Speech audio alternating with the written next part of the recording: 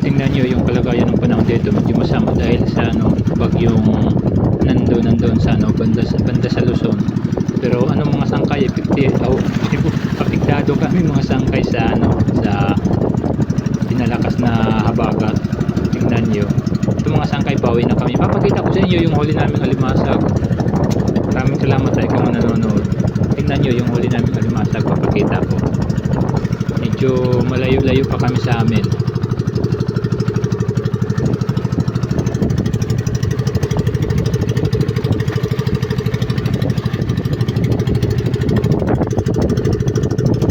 Ito, sangkay, papakita ko na sa inyo. Medyo libre. Tingnan nyo. Maraming salamat sa mga sangkay ko dyan.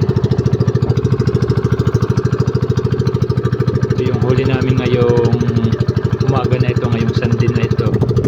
Lord, maraming salamat po sa masagay binigay mo sa amin ngayong umaga na ito. Thank you Lord, thank you.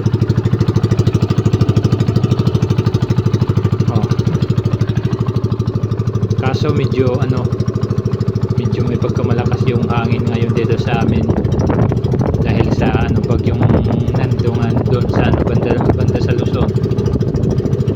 Pinalakas yung habagat mga sangkay. Yung huli namin alimasag.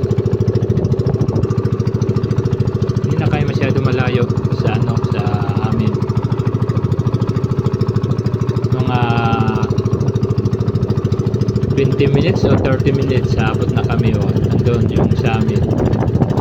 Medyo malayo-layo nga yun sangkay yung pinuntahan namin paghuli panhuli nitong alimasag nito. So sangkay yung kagandahan dito sa amin kapag makakapunta kami sa dagat. Libre na yung pangulam at may pabigas pa kapag nakakahuli ng medyo marami-raming alimasag.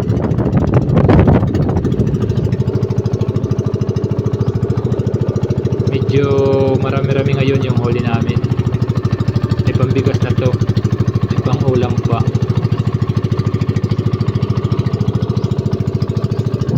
Sige mga sangkay ko, sa lahat ng mga sangkay ko dyan na nanood, kasi tatanggalin ko pa ito habang nagbibiyay kami. Pinananggal ko ito para pagkarating namin doon na sa amin, hindi na ito masyado, ewan ko pa ang Tagalog sa Maloya, yung mahina.